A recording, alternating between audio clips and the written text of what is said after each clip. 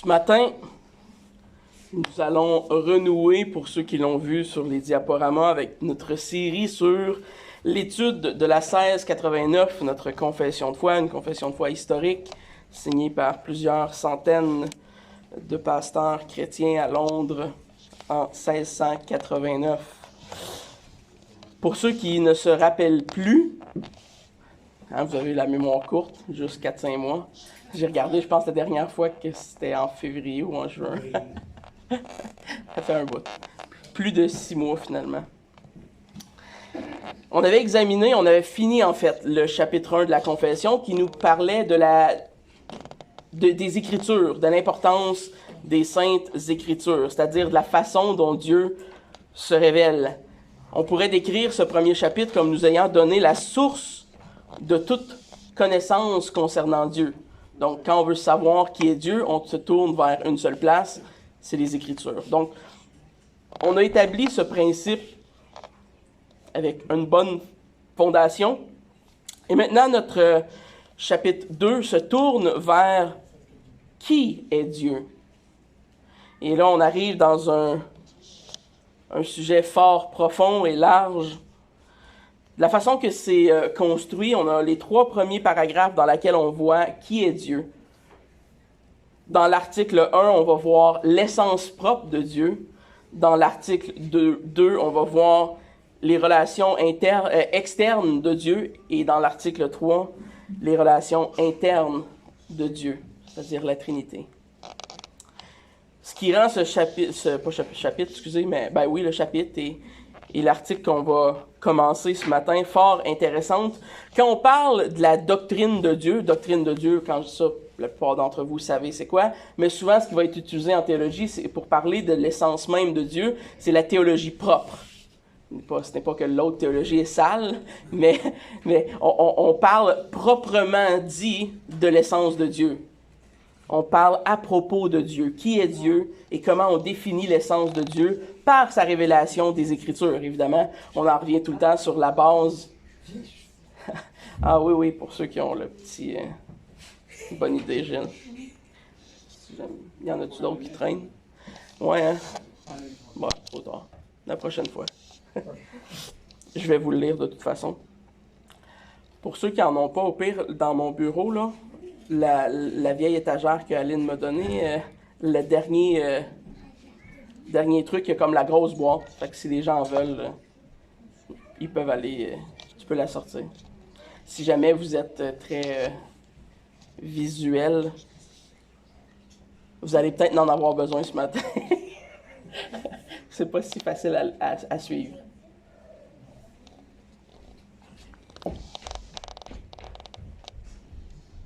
En tout cas, ça va s'en venir. Pourquoi on étudie la théologie propre? Pourquoi est-ce qu'elle est très rapidement dans le chapitre 2 de notre confession? Bien, parce que seul le Dieu que la Bible nous révèle nous permet de comprendre l'Évangile. Donc, souvent, les erreurs qui commencent comme des erreurs de conception de Dieu, c'est-à-dire de la doctrine de Dieu, vont souvent finir par découler dans des erreurs sotériologiques, c'est-à-dire des erreurs au niveau du salut. Si on ne comprend pas Dieu, ça va être difficile de comprendre son œuvre et son salut. On risque de se mélanger à quelque part en chemin. Une mauvaise compréhension de Dieu mène une mauvaise application de ses préceptes. Donc, il est fondamental, je crois, de bien comprendre qui est Dieu pour pouvoir comprendre le reste des Écritures. Et cette question que notre confession de foi tente de répondre, je dirais, est la grande question que tous les gens qui ont la foi ont. Qui est Dieu? Ou qu'est-ce qu'est Dieu? Comme on l'a lu ce matin dans notre catéchisme, qui était juste à point d'ailleurs. Vous savez, plusieurs grands débats de l'Église historique, des pères de l'Église ont eu rapport avec ce sujet de la théologie propre, de la doctrine de Dieu. Les premiers conciles les premières confessions de foi, la confession de foi apostolique, quand on la lit. Toutes ces confessions primitives de l'Église ont été grandement axées sur l'idée de répondre à cette question de qui est Dieu. Le premier concile œcuménique que l'on connaît, qui est celui de Nicée en 325, avait combattu principalement l'arianisme. Arius, le père des témoins de Jéhovah, ceux qui disaient que Jésus était une créature créée, qui n'était pas légale dans son essence au Père. Et donc, dès 325, il faut se mettre dans la peau historique, là, ça fait pas si longtemps que ça que Jésus est mort. Il y a encore des disciples qui sont en vie à ce moment-là. Et donc, le premier conseil œcuménique, c'est-à-dire au sens large de tous les croyants à ce moment-là, va énoncer une confession orthodoxe qu'on va appeler le Credo de Nicée. Donc, l'histoire de l'Église nous permet, malheureusement, je dirais, de réaliser à quel point la doctrine de Dieu aujourd'hui a perdu sa lueur et sa priorité dans l'Église de Christ. Et je parle au sens large, évidemment, là, c'est pas une accusation personnelle. Il ne faut pas le prendre ainsi. Et bien qu'il soit vrai que le sujet a été débattu, a été réfléchi énormément, il y a une tonne de livres théologiques qui ont été écrits au travers des années sur ce sujet, je crois qu'il est primordial en tant que chrétien, en tant qu'Église, que l'on s'attarde à cette doctrine et qu'on l'approfondisse considérablement. Souvent, on ne le fait pas parce que l'exercice est considéré comme un peu ardu et difficile. Vous savez, c'est une bonne chose en soi, parce que si ça serait facile et à notre niveau, ça nous en dirait peut-être un peu long sur qui est Dieu. Mais la raison qu'on trouve ça difficile, c'est parce que Dieu est difficile à comprendre pour nous. Et on va voir un peu pourquoi. Mais c'est aussi partiellement parce qu'on n'est pas souvent familier avec le langage théologique, qui est très pointu à certains égards, avec l'utilisation de la philosophie grecque qui est employée dans des conversations qui parlent de ce sujet. Donc, j'insiste cependant ce matin sur l'idée que l'Église moderne doit absolument prendre connaissance de cette doctrine de Dieu révélée par les Écritures et renouveler cette théologie et la rendre robuste parmi nos assemblées.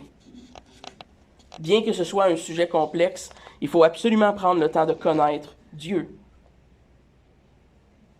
Et ça va de soi, me semble. Notre conception de Dieu a beaucoup plus d'impact dans notre vie qu'on pourrait le croire à prime abord. Vous savez, l'idolâtrie guette tous ceux qui ne font pas l'effort de savoir ce que la Bible enseigne sur Dieu. C'est beaucoup plus facile de tomber dans l'idolâtrie quand on ne sait pas qui est Dieu, ou qu'on comprend mal qui est Dieu, ou on le sait partiellement. Ben, on le sait tous partiellement, mais à certains degrés, je devrais plutôt dire. Donc, ne faisons pas l'erreur ensemble ce matin de penser que ces sujets sont des débats antiques de l'Église qu'on a déjà eus, puis qu'on peut passer à d'autres choses, là, que c'est fait, on en a parlé, c'est résolu. Non, il faut revenir, il faut étudier le sujet, il faut l'approfondir. Au contraire, à la lumière de ce que notre confession nous dit ce matin, ce qu'on va lire, vous seriez surpris de voir à quel point notre vision un peu simpliste et moderne de Dieu est loin d'être ce que la Bible présente. Et j'espère, comme moi, à chaque fois que j'ouvre les Écritures pour apprendre sur Dieu, j'espère que vous allez, comme moi, en trouver un grand bénéfice et en ressortir des nouvelles connaissances. Donc peut-être qu'on ne comprend pas tout, mais si on comprend un peu mieux, c'est déjà un très bon départ. Et c'est pourquoi on va prendre le temps, peut-être pas dans les prochaines semaines, là, parce qu'il y a des choses, mais au cours des prochains mois, de développer ce chapitre 2 et l'article 1. L'article 1 qui nous parle plutôt des attributs de Dieu, pour étudier en profondeur chacune de ces attributs et être certain qu'on les comprend. Il y en a qui sont très simples, très clairs, très faciles à comprendre pour nous. Il y en a d'autres qu'on pense qu'on comprend, mais on ne comprend pas. Et il y en a d'autres qui sont flous et pas très clairs pour nous. tous, ou pour la plupart d'entre nous. Donc, ça va nous permettre d'approfondir et de diriger l'information au fur et à mesure qu'on avance. Ce qu'il faut se rappeler quand on étudie une confession de foi comme la 1689, c'est que c'est un résumé de ce que la Bible enseigne. Donc, évidemment, on ne croit pas que la 1689 est un document inhérent, qui est sans erreur. On admet qu'il y a possiblement des erreurs, qu'il y a possiblement des choses avec lesquelles on n'est pas d'accord, mais de façon générale, on accepte que c'est un résumé, une espèce de condensé de ce que la parole de Dieu enseigne. Et c'est pour ça qu'elle affirme, c'est pour ça qu'une confession de foi, ça l'affirme en très peu de mots, une grande quantité d'informations. Et quand on commence à l'éplucher, c'est comme des choux, des légumes comme ça, là, tu sais, comme quand tu l'épluches feuille par feuille, on dirait qu'il y en a tout le temps dans le centre. Ça finit plus. Et il faut peler comme ça. Et chaque confession de foi a des termes bien spécifiques qu'il faut comprendre dans leur contexte doctrinal, théologique, de la façon que les hommes l'emploient, est souvent très pointu. Donc, il faut comprendre ces termes et il faut réfléchir de façon intentionnelle à ces choses. Et donc, c'est pour ça qu'on va prendre le temps de voir cet article adéquatement et de le décortiquer comme on ferait avec un chou ou autre légume. Faisons la lecture de l'article 1. Je vais le lire au complet, mais on ne s'adressera pas à tout l'article ce matin, mais je vais quand même donner un aperçu de tout l'article.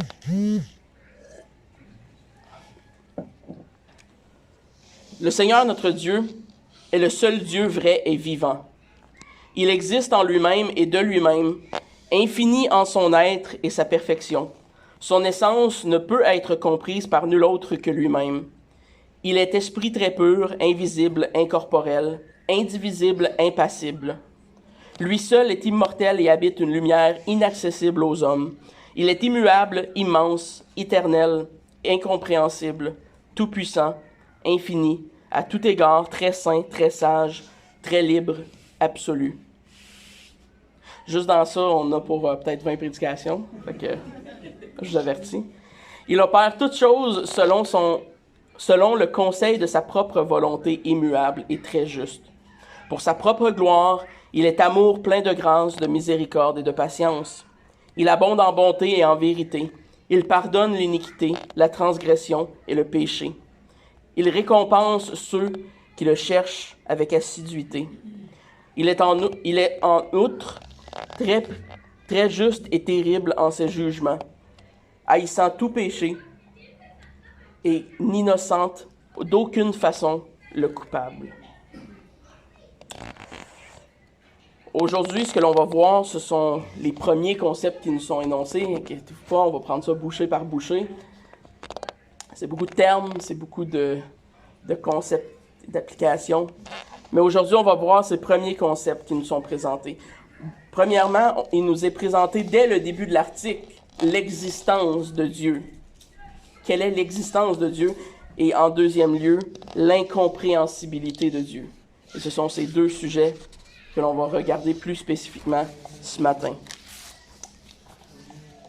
Quand on regarde à l'Ancien Testament, on voit comment Dieu s'est révélé comme un Dieu il est souvent mis en compétition avec d'autres dieux des peuples environnant Israël, malheureusement parfois même par Israël lui-même. Cependant, l'Éternel s'est toujours révélé comme étant le seul Dieu qui était vrai et qui existe de toute éternité. La Bible nous présente pas l'évolution d'un Dieu monothéiste. Parce qu'il y a certains érudits modernes qui croient que Dieu devient monothéiste à force d'être cru. Et ce n'est pas le cas. Dès le début, dès la Genèse, on peut voir des signes que Dieu se considère comme le seul Dieu. Donc la Bible est monothéiste, c'est-à-dire qu'il y a un seul Dieu dès le début. Dès le départ, on affirme que Dieu a créé le ciel et la terre. Ce que la Bible affirme est que rien d'autre existait avant Dieu. Donc, si rien d'autre existait avant Dieu et que Dieu a créé la terre, il est le seul Dieu. Dieu existe d'éternité en éternité sans jamais avoir... On dirait qu'on a moins de la misère avec le concept de la fin, de pas de fin, de l'éternité. On se dit, OK, Dieu n'a pas de fin. Mais Dieu n'a pas de début. C'est extrêmement difficile pour nous à comprendre. En fait, c'est impossible pour nous à comprendre. Mais c'est ce que la parole de Dieu enseigne. Dieu n'a pas été créé. Dieu n'a pas de début. Il est depuis toute éternité, il est. Le fait que l'Écriture nous parle et reconnaisse d'autres dieux ne signifie pas qu'il existe d'autres dieux, mais que les hommes se sont créés d'autres dieux, se sont créés des idoles. La Bible emploie le terme « Dieu » avec un petit « d ». Souvent dans nos Bibles, il est traduit avec un petit « d ». Et souvent, il est au pluriel. Justement pour distinguer du seul vrai Dieu, avec un « D » majuscule. On distingue ceux qui ne sont pas de celui qui est. La Bible utilise le terme « Dieu » avec un minuscule pour décrire l'agissement des hommes face à certaines idoles qu'ils ont dans leur cœur ou qu'ils ont même fabriquées de leurs mains. La confession de foi ici va nous citer 1 Corinthiens 8, versets 4 à 6, pour défendre l'existence d'un Dieu unique, mono. 1 Corinthiens 8, 4 à 6, « Nous savons qu'il n'y a point d'idole dans le monde et qu'il n'y a qu'un seul Dieu. » Déjà, ça part bien. Car s'il est des êtres qui sont appelés Dieu, soit dans le ciel, soit sur la terre, comme il existe réellement plusieurs dieux et plusieurs seigneurs, néanmoins pour nous, il n'y a qu'un seul Dieu, le Père, de qui viennent toutes choses et pour qui nous sommes en un seul Seigneur, Jésus-Christ, par qui sont toutes choses et par qui nous sommes. Donc, il y a beaucoup de choses qui sont appelées Dieu, tout comme on donne des titres à des seigneurs, à des gens dans notre monde. Mais il n'y a qu'un seul vrai Dieu qui est assis au ciel et qui règne.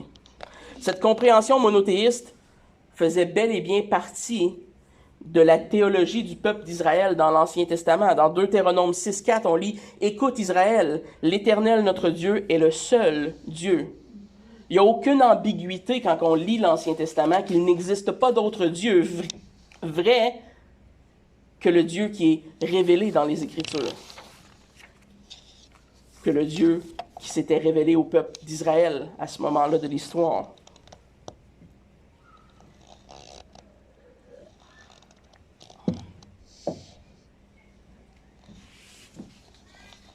Le fait qu'il y ait un seul vrai Dieu implique que les autres sont faux, par définition. C'est le contraste qui est fait ici. Et c'est exactement ce que déclare l'Écriture dans le psaume 96, versets 4 à 5. « Car l'Éternel est grand et digne de louange. Il est redoutable par-dessus tous les dieux, avec un petit d, car tous les dieux des peuples sont des idoles, et l'Éternel a fait les cieux. » Encore, l'Écriture nous ramène à cette idée que Dieu est le Créateur, et c'est partiellement ce qu'il distingue des autres petits dieux avec un petit d. Eux n'ont rien fait. Lui a tout fait. J'aime particulièrement le passage de Psaume 115, les versets 1 à 9. Tout le Psaume 115 est excellent, mais les versets 1 à 9 pourraient être littéralement décrits comme une moquerie de Dieu. Dieu se moque des idoles. Il dit... Non pas à nous, Éternel, non pas à nous, mais à ton nom donne gloire, à cause de ta bonté, à cause de ta fidélité. Pourquoi les nations diraient-elles, où donc est leur Dieu? Notre Dieu est au ciel, il fait tout ce qu'il veut. Leurs idoles sont de l'argent et de l'or. Elles sont l'ouvrage de la main des hommes. Elles ont une bouche, mais ne parlent point. Elles ont des yeux, mais ne voient point. Elles ont des oreilles et n'entendent point. Elles ont un nez et ne sentent point. Elles ont des mains, mais ne touchent point, des pieds, mais ne marchent point. Elles ne produisent aucun son dans leur gosier. Ils leur ressemblent ceux qui les fabriquent, tous ceux qui se confient en elles. Israël, confie-toi en l'Éternel, est un secours et leur bouclier. Ceux qui fabriquent ces idoles leur ressemblent. Vous savez, c'est un jugement.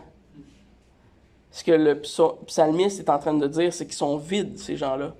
sont vides de quoi? Ils sont vides de vie. Ils sont vides de vie. Ils ne sont pas vivants, tout comme les idoles. Ils adorent des choses qui sont ridiculement fausses parce qu'ils ne sont pas Dieu. Et bien qu'ils prétendent être Dieu, ils n'ont aucune des capacités que Dieu a. Et Dieu se moque d'eux, littéralement. Ils ont des yeux, mais ils ne voient pas. Quelle sorte de Dieu est-ce que c'est ça? L'idolâtrie est littéralement risible aux yeux de Dieu. Parce qu'il n'existe qu'un seul Dieu. Et ce sont des supercheries que les hommes se font et croient dans leur cœur. Dieu n'a aucune tolérance parce qu'il n'a aucun réel adversaire. Et parfois on demande la question, ouais, mais c'est pas malsain d'avoir qu'un Dieu est jaloux. Non, c'est très sain dans le cas de Dieu. Pour nous, c'est malsain parce que nous, on est des hommes égaux à bien des hommes. Mais quand on est un Dieu tout-puissant, seul vrai Dieu unique, on doit être jaloux. Parce qu'on ne peut pas donner notre gloire à quelque chose qui n'existe pas. Sinon, si Dieu n'était pas jaloux de sa propre gloire, il pécherait contre lui-même.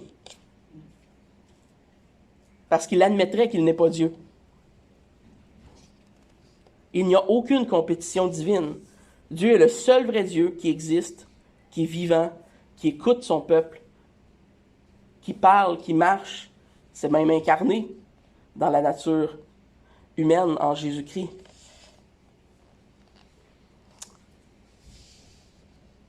On peut alors poser la question, s'il n'y a qu'un seul Dieu qui a tout créé, comment est-ce que celui-ci a commencé à exister? Ça revient un petit peu à la question que j'ai posée au début.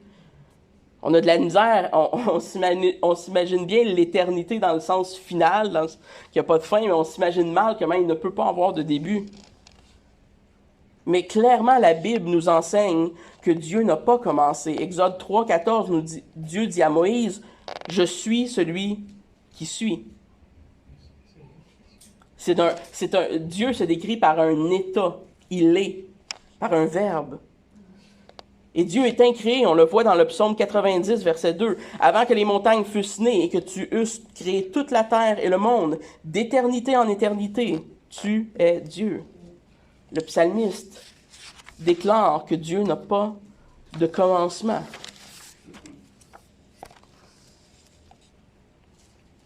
Ce verset affirme la distinction entre le Créateur et la créature. Elle interdit de confondre ce qui est incréé de ce qui est créé, ou ce qui est fini avec ce qui est infini.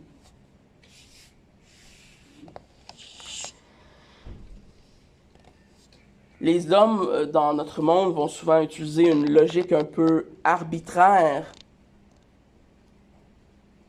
lorsqu'ils demandent qui a créé Dieu.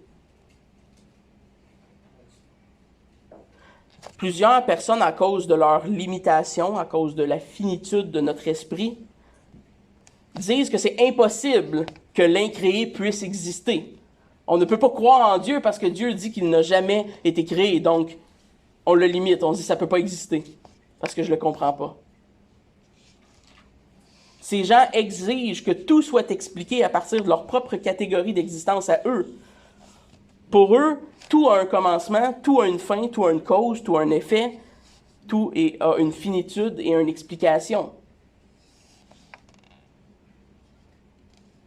Mais ce que la confession de foi nous explique quand elle nous dit que Dieu est vrai, c'est exactement ce qu'elle veut décrire. Qu'est-ce que ça implique que Dieu soit vrai? C'est que Dieu est tout autre que sa créature. Jérémie 10.10 nous dit « Mais l'Éternel est Dieu en vérité. Il est Dieu vivant et roi éternel. » Vous savez, on a besoin de... En anglais, on dit « wrap our heads around ». On a besoin de englober vraiment l'idée et le fait que Dieu n'est pas simplement un homme avec des super pouvoirs. Il n'est pas simplement un peu comme nous, mais vraiment plus fort, tu sais. Et c'est souvent, malheureusement, l'idée qu'on a d'un concept de Dieu. Il est distinct de par sa nature même. Son essence même n'a rien à voir avec l'humanité. Non seulement il est un peu différent de nous, mais il est de tout un autre ordre de magnitude différent de nous. Il est radicalement séparé de toutes les catégories de ce qui a été créé. En théologie, si vous voulez apprendre un beau gros mot qui va impressionner les gens, là. En théologie, on dit qu'il est différent quiditativement. Quiditative, c'est-à-dire qu'il y a une différence d'essence. Il est différent dans son essence même. C'est donc irrationnel d'imposer à Dieu des critères d'existence qui sont valides pour les hommes, parce que la Bible nous dit que Dieu n'a pas été créé. Donc, on ne peut pas s'avancer devant Dieu et commencer à établir des critères pour l'existence de Dieu selon notre conception de comment nous on est fait, parce qu'on est des créatures finies. On a une limitation que Dieu n'a pas. Donc, si on croit Dieu, si on a la foi, j'espère que vous l'avez, et que l'on croit ce que la Bible enseigne sur Dieu, on doit accepter qu'il ne soit pas limité comme nous le sommes. Et donc, oui, Dieu n'a jamais eu de début et n'aura jamais de fin. C'est exactement ce que la parole de Dieu veut dire quand elle dit qu'il est éternel. Pour que Dieu soit...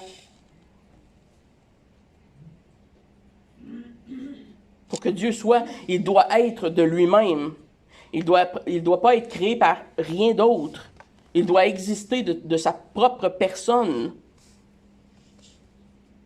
Rien ne peut s'élever au-dessus de Dieu pour conditionner ou pour déterminer son existence ou sa nature. Et rien ne peut le contenir. On ne peut pas englober Dieu, on ne peut pas le comprendre. Et on va y arriver à ce concept-là.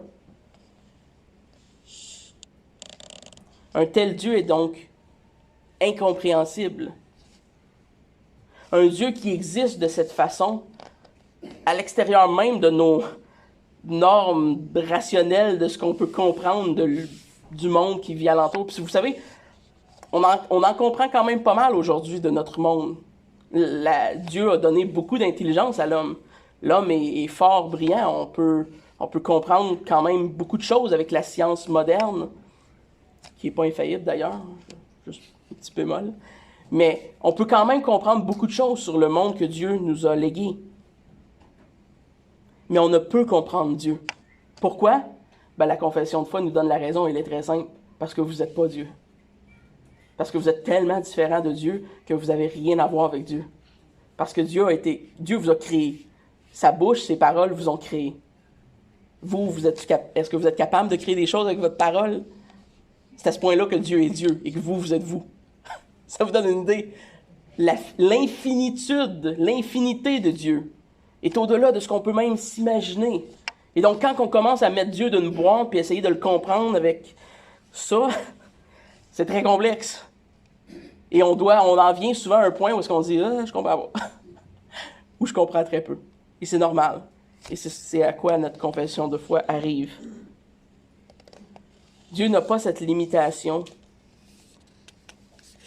Et donc, ça fait qu'on doit croire ce que la Bible nous dit sur parole. On doit avoir la foi que Dieu est éternel, que Dieu est plus grand, que Dieu, dans son essence, est totalement distinct de nous, qu'il n'a pas de commencement, qu'il n'a pas de fin, etc.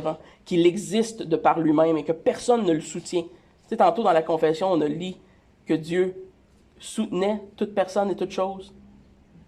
Et c'est lui qui soutient. Nous, on ne soutient rien.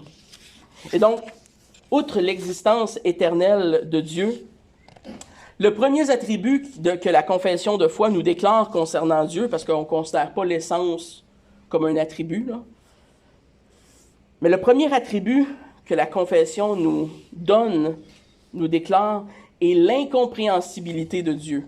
Le fait que Dieu est incompréhensible. Voici comment notre confession déclare cette vérité. Son essence ne peut pas être comprise par nul autre que lui-même. Et un petit peu plus tard, elle va renchérir, elle va dire « Il est immuable, immense, éternel, incompréhensible, tout-puissant, infini à tout égard, très saint, très sage, très libre et absolu. » L'incompréhensibilité de Dieu revient par deux fois. Le fondement de cet attribut de Dieu est celui-ci. L'essence divine ne peut être comprise par nulle autre personne que Dieu lui-même, parce qu'il n'y a aucune personne qui soit semblable à Dieu. On l'a lu, Dieu est le seul vrai et unique Dieu. Donc si personne ne peut se comparer à Dieu, personne ne peut pleinement le comprendre. Et on va définir un peu ce que ça veut dire, là. Parce que oui, je veux vous rassurer ce matin quand même, on peut apprendre à connaître Dieu. On peut apprendre à le connaître dans la mesure où lui-même s'est révélé dans la parole de Dieu, dans les Écritures. On peut connaître ce que Dieu nous dit de sa personne, parce que Dieu nous le dit. Donc oui, on peut le connaître. On peut affirmer comprendre Dieu partiellement. Mais qui connaît les profondeurs de Dieu? Qui connaît la pensée de Dieu? Levez pas la main, s'il vous plaît. Un de ces temps où on ne dit pas Amen.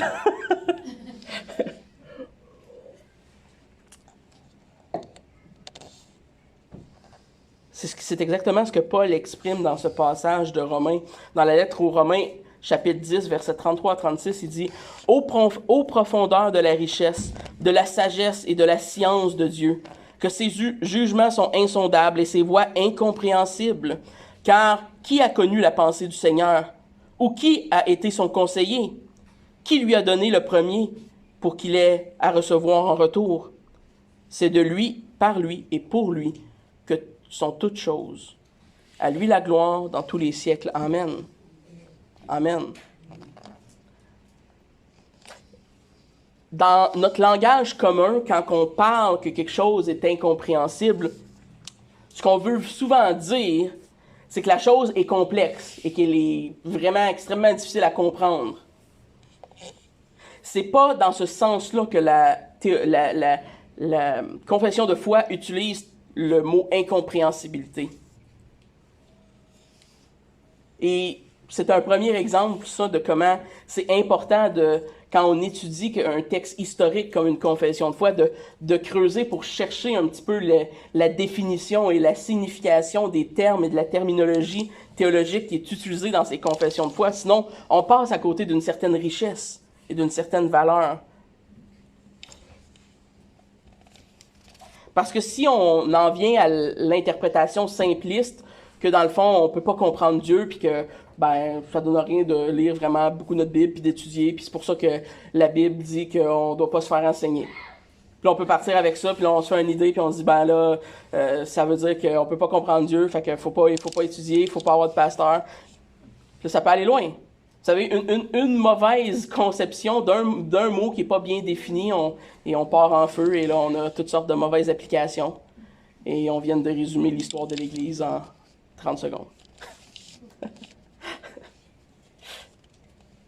Donc, c'est important parce que ça nous amène à des fausses interprétations si on ne comprend pas bien la signification des mots. Dieu peut être compris dans le sens où il peut être connu par ses créatures. On peut connaître Dieu. On peut même dire qu'on peut avoir une connaissance vraie et une connaissance personnelle de qui est Dieu. On peut même aller jusque-là, ce qui est glorieux en soi. L'incompréhensibilité de Dieu au sens théologique ne signifie pas signifie qu'il ne peut être complètement maîtrisé par notre compréhension humaine en tant que ses créatures. Il est impossible pour nous, en tant que créatures finies, de comprendre l'infinité de Dieu. Et c'est dans ce sens, l'anglais offre une nuance qui est difficile à transmettre malheureusement en français, mais elle va parler des termes apprehend et comprehend. Si j'essaierais de traduire l'idée, on pourrait dire que c'est une distinction entre peut-être percevoir Dieu, mais ne pas complètement le saisir globalement. On ne peut pas dire qu'on saisit Dieu, qu'on est capable d'englober notre tête alentour de qui il est, de qu'est-ce qu'il est. Notre frère Pascal Deneau offre cette illustration que j'ai trouvée bien utile. Il dit « Imaginez un arbre immense. Vous pouvez entrer en contact avec lui et le toucher. mais vous ne pouvez pas l'englober et le contenir entièrement. Il ne faut pas comme l'enrober. Vous pouvez l'appréhender, mais vous ne pouvez pas le compréhender. C'est une belle franchisation. Ce que notre corps ne peut faire avec un gros arbre, notre esprit ne peut le faire avec Dieu. Le fini ne peut contenir l'infini. Ça vient à résumer, on ne peut pas mettre Dieu d'une boîte.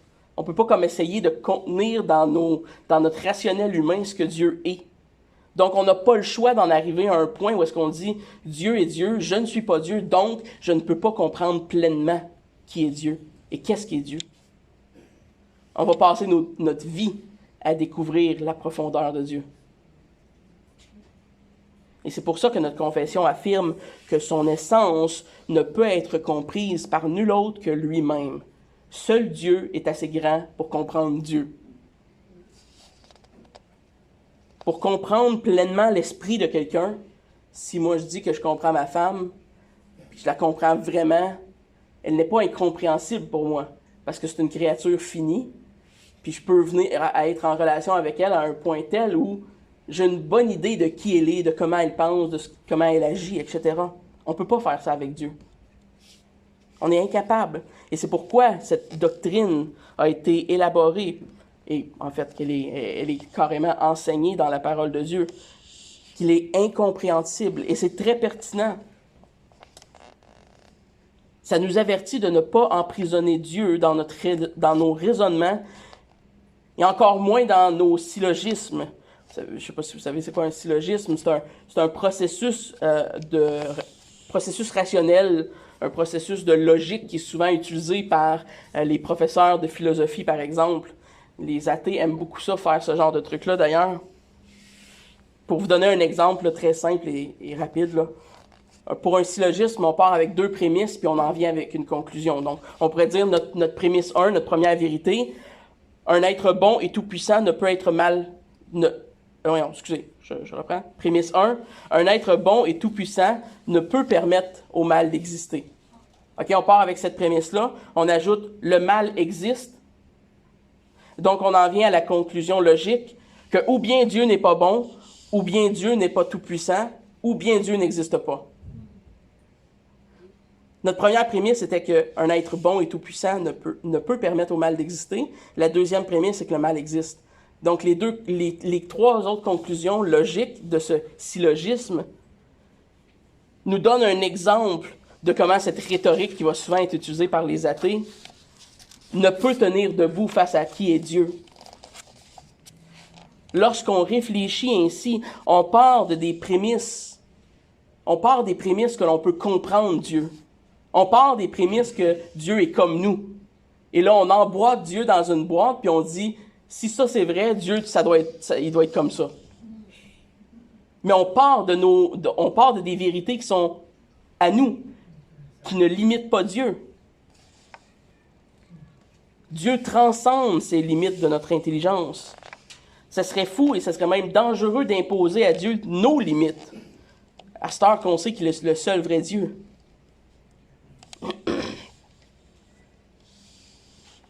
Et dans ce cas-ci, dans le syllogisme que je vous ai donné, on attribue le mal à Dieu parce qu'on est incapable de comprendre ces 2 vérités.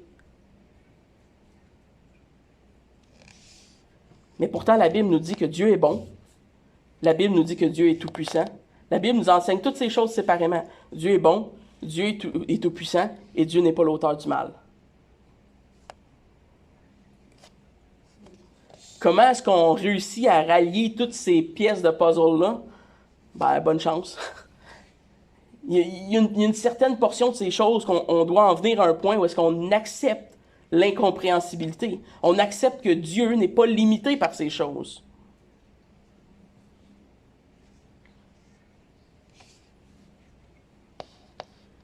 Et ce n'est pas unique à l'essence propre de Dieu en passant, que Dieu ne peut pas être compris.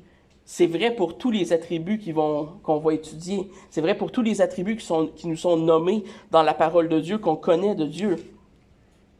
On a une compréhension de ce que c'est l'amour. On a une bonne idée de ce que c'est l'amour. mais on ne comprend pas l'amour de Dieu. On a une compréhension de ce que c'est l'omnipotence. Okay? On dit Dieu est omnipotent, Dieu est tout-puissant. Mais on n'a aucune idée de ce que ça représente, la puissance de Dieu infini. Ce n'est pas un concept qu'on est capable de comprendre pleinement.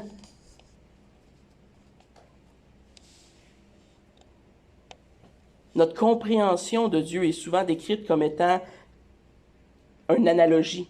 Elle est souvent analogique. C'est-à-dire que Dieu s'est révélé à l'homme dans les Écritures de façon à ce qu'on ait la capacité de le comprendre. Vous savez, encore une fois, c'est un exemple à quel point notre Dieu est bon envers nous. Ça en soi seul, là, c'est de la grâce. Dieu n'était pas obligé de s'abaisser à notre niveau, à notre langage, à notre finitude pour venir essayer de nous expliquer qui il est, son caractère, sa personne. Mais Dieu s'abaisse à nos catégories, à nous, utilise un langage, nous donne sa parole dans la forme d'un écrit pour qu'on puisse l'étudier, la comprendre. Dieu se décrit lui-même de façon à ce que l'homme puisse le connaître, bien que partiellement, malgré notre incapacité à le comprendre pleinement comme lui se comprend. Évidemment, il y a des liens entre l'expérience humaine que nous faisons de Dieu et la réalité absolue qui existe en Dieu. Ils ne sont pas totalement déconnectés. C'est pas parce qu'on ne peut pas comprendre l'amour divin pleinement que l'amour qu'on vit ici au sens terrestre n'a pas un lien avec l'amour de Dieu. Il y en a un. Mais c'est un peu comme si on regarderait dans un lac notre image. Ce qu'on voit là, il n'y a personne qui va dire « Ah, c'est moi, c'est mon être ». Non, on va dire « C'est un reflet de moi ». Puis souvent, c'est un peu flou. On le voit comme étrangement. Donc, il y a un lien avec ce qu'on vit, avec les attributs de Dieu. Mais c'est une analogie. On le comprend par analogie. Et comme toute bonne analogie, l'exemple, l'image, l'analogie en soi est tout le temps inférieure à la vraie chose. La raison qu'on utilise des analogies, souvent, c'est pour nous faire comprendre un concept qui est difficile à comprendre et nous mettre en image pour que notre tête puisse se faire une idée. Donc, évidemment, l'analogie en tant que telle est tout le temps inférieure à la vraie chose. Donc, notre idée de Dieu est pas mal tout le temps inférieure à ce que Dieu est vraiment. C'est pour ça qu'on doit se conditionner par la foi à croire les Écritures quand il nous dit que Dieu est tout-puissant, infini. Et bien qu'on a beaucoup de difficultés à comprendre ces concepts, on doit les accepter et les croire de tout cœur.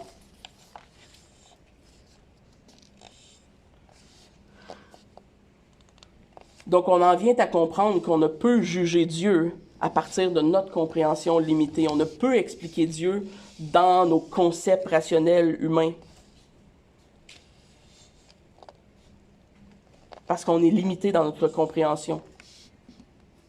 Mais Dieu, on peut aussi dire par cette doctrine, et c'est la partie positive et plaisante, on peut quand même dire qu'on peut partiellement connaître notre Dieu, parce qu'il s'est révélé. Et qu'il il s'est fait connaître à l'humanité jusqu'à un certain point. Mais aucun homme ne peut juger Dieu. Aucun homme ne peut le conseiller. Parce que ses voies sont incompréhensibles et impénétrables pour l'homme. Et ça, c'est une limite que nous devons accepter quand on lit les Écritures et quand on voit Dieu être décrit. On doit accepter que Dieu n'est pas comme nous. Et qu'on ne peut pas le définir comme on définirait un autre de nos confrères humains. L'incompréhensibilité divine exige que l'homme reconnaisse qu'une intelligence limitée est moins fiable qu'une intelligence illimitée. C'est quand même un concept qui ne devrait pas être si dur à comprendre, celui-là. On doit accepter que dans notre limitation intellectuelle, on ne peut pas comprendre qu'un être qui a créé la Terre, qui n'a pas de limite, qui n'a pas de début, qui n'a pas été créé.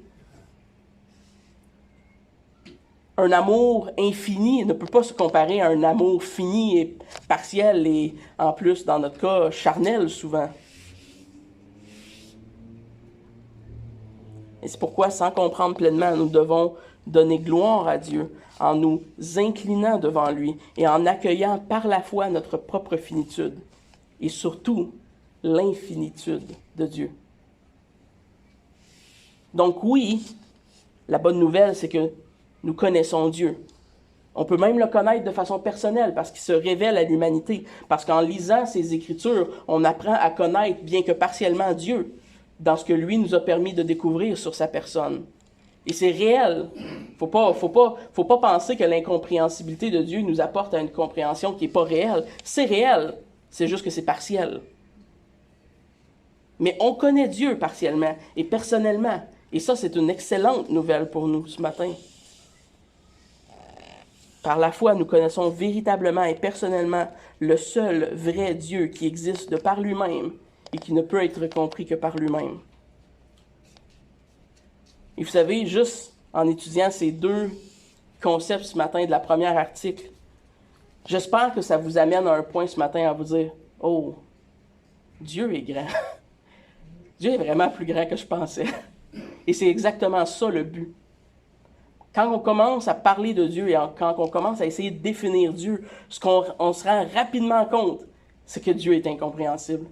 C'est que même si on va faire tous les efforts qu'on peut humainement faire pour comprendre ce que Dieu nous a révélé de sa personne, on en comprend tellement peu. Cette position que nous adoptons face à Dieu est nécessaire pour le bon fonctionnement créature-créateur.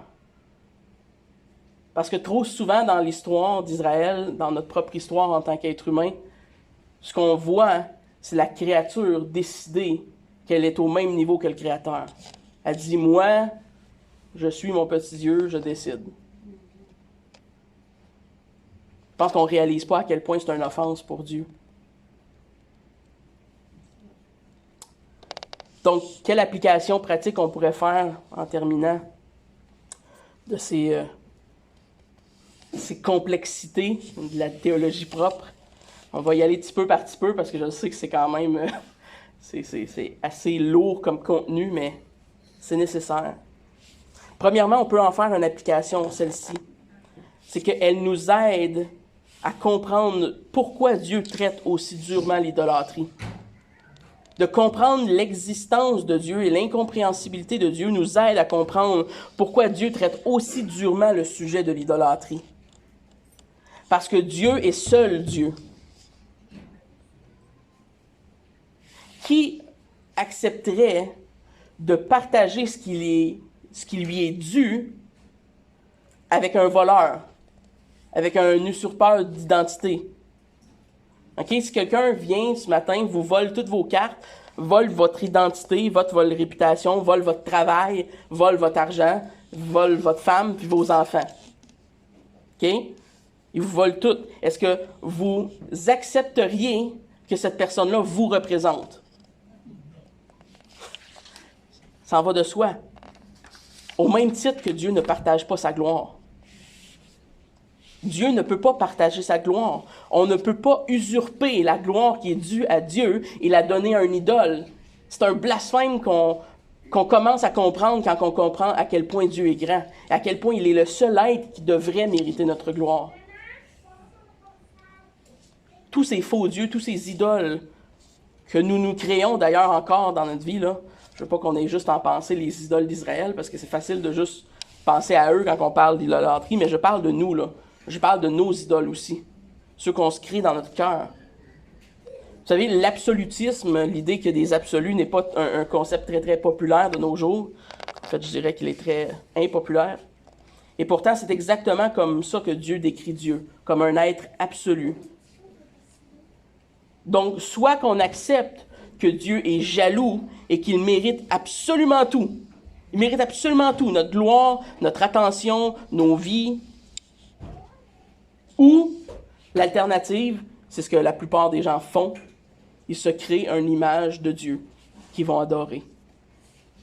De nos jours, le plus populaire s'appelle l'athéisme. Et le Dieu, c'est nous. Mais la solution de l'homme n'a pas changé, là. Dans le temps d'Israël, ils se créaient des idoles en bois, en or. ils adoraient ça. Ils se créaient un autre Dieu. Nous, aujourd'hui, on a juste évolué un peu plus dans notre idolâtrie. On s'adore nous-mêmes. C'est de l'idolâtrie pareil.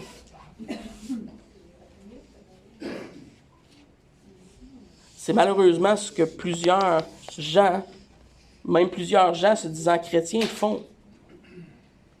Vous savez, Satan et le monde, ils n'ont rien contre les idoles.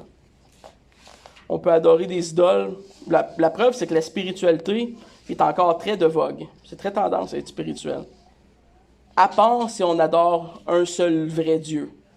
Si on adore un seul vrai Dieu absolu, donc on commence à dire que tous les autres dieux sont pas vrais, ça passe pas. Mais adorer des idoles, s'adorer soi-même, aucun problème. Notre monde a absolument rien contre les idoles. Les idoles, ils aiment ça. C'est toléré, c'est valorisé. Mais de croire à un Dieu unique et absolu, ça déplaît. Ça a toujours déplu et ça va toujours continuer à déplaire aux gens. Et je vous avertis, ça va mener à des persécutions un jour, qui, je crois, sont plus proches qu'on le pense.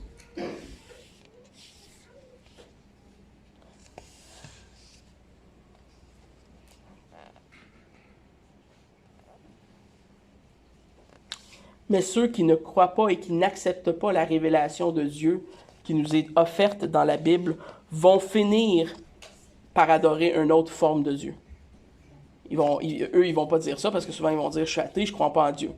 Ben, ils viennent d'avouer qu'ils s'adorent eux-mêmes, qu'ils sont leur propre Dieu. Ils viennent d'avouer qu'ils sont la raison pour laquelle ils existent. Quoi de plus prétentieux? Deuxièmement, on peut, par ces concepts, apprendre l'humilité. S'il y a bien quelque chose qui nous apprend l'humilité, c'est de commencer à étudier qui est Dieu. Dieu n'est pas notre égal et nous ne sommes pas comme lui. Je ne sais pas combien de fois j'ai entendu ce genre de niaiserie dans des prédications. Dieu n'est pas notre égal et Dieu n'est pas un peu comme nous, là. Dieu n'est pas un homme version super-héros, comme je le dis souvent, une version avec des super-pouvoirs. Il est distinct. Il est distinct par son essence même à un point tel qu'on ne peut le comprendre. Ou qu'on ne peut même pas le juger. Ou qu'on ne peut même pas le conseiller.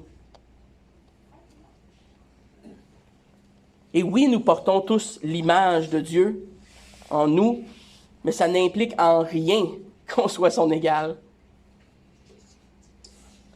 L'adoration et le culte doivent être faites dans l'Église locale avec cette idée en tête. Quand on s'approche de Dieu, c'est de ce Dieu-là qu'on s'approche. Et quand on fait le culte, on le fait selon ce Dieu-là. Le culte n'est pas quelque chose de trivial qu'on fait, qu'on vient nonchalant, qu'on s'approche devant Dieu de façon, c'est pas grave si on le fait ou on le fait pas.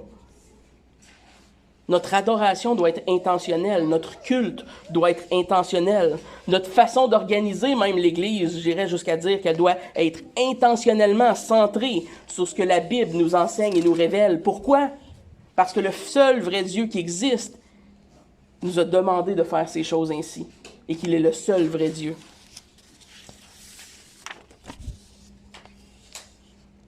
Justement parce qu'on reconnaît que Dieu est incompréhensible et que ce qu'il demande doit être obéi.